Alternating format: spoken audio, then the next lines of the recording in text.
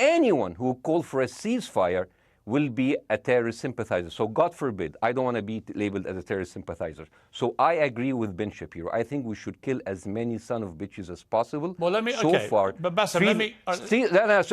so far, 3,500 people were killed, including 5,000 son of bitches in the bombing of the Baptist hospital as we speak right now. 1/3 of those 3,500 were children. So my question to Ben Shapiro is, how many more son of bitches do we need to kill so Ben Shapiro is happy? Okay, because it changes Bassem, from one year. It changes from one. I'm sorry that. Listen, I'm really at a disadvantage here. I'm looking at a camera. I don't see you. I can hear you on my ears. The reason I'm interrupting so is I think you might be. I think you're conflating different interviews with Ben Shapiro. He didn't use the phrase "sons of bitches" with me. Let me play to you what he actually said on my show. He did. Go back to your interview. No, he didn't. That was another interview. But let me play what he said to me here. Well, frankly, I don't believe in proportionate response to terrorism. I believe that the way that you stop terrorism is with wildly disproportionate response. That doesn't mean in terms of targeting civilians. It means in terms of killing as many terrorists as humanly possible and allowing them to dictate the terms of engagement by hiding behind civilians in areas that they are supposedly responsible for means that the only option for Israel is to surrender to Hamas's hatred of its own citizens, its willingness to use its own children as human shields. No country worth its salt could ever do that. Now, that is substantively different to what you said he said, right? He's talking there but specifically about Hamas terrorists. I agree with him. The thing is, the question is, what is a proportionate response? Because it has been different from one tier to another. So if you look to this graph, for example, this is the death of Israeli and Palestinians, and it's changing from one year to year. It's like fluctuating like crypto. So my question is today, what is the going rate today for human lives? I mean, 2014 was a great year for Ben Shapiro. 88 Israelis were died, and there was 2,329 Palestinians killed on the other side. That is one Israeli for 27 Palestinians. That is a very good exchange rate. What I'm saying is, what is the exchange rate for today? So you guys will be happy. That's my question. Well, it's not me. It's not me, guys. I'm not on either side. No, not you. Like when I say you guys, I say like people on the other side of that. I know that you don't think like that, Piers. You're one of the good guys, but.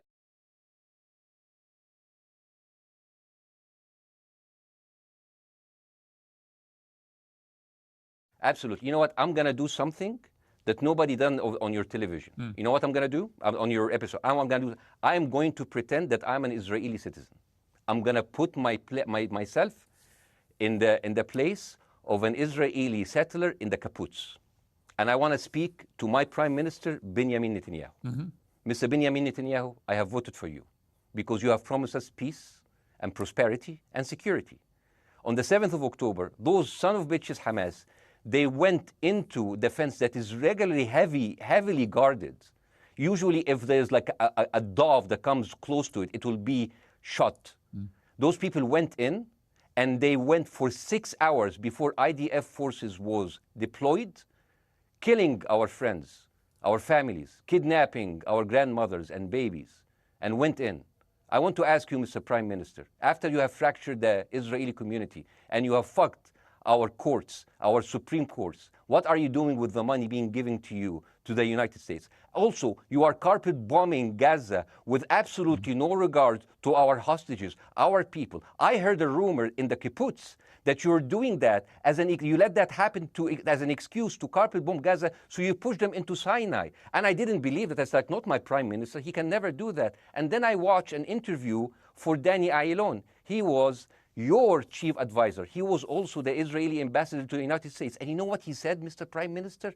He said that the solution for those Palestinians is to go into a vast land of Sinai and live into tent cities temporarily, temporarily, wink wink, until we build Gaza again, and then we invite you back. يعني عبط احنا بقى. يعني فاهمني؟ We've seen this movie before. So يعني, and when I saw this, I couldn't explain to my fellows in the kibbutz, how come our Israeli government is trading human lives for another piece of land? So as an Israeli citizen, I need to hold my Israeli government accountable. And as an American citizen, I want to know all of these money that we are giving to Israel. We're giving them $4 billion every year. Joe Biden said it's the best investment America ever done.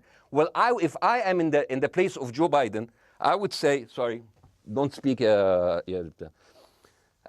would say, if I was Joe Biden, I would go down and whisper in the ears of Netanyahu and tell them, I hate bad investments. They haunt me, like Littlefinger in Game of Thrones. But the thing is, this is the problem.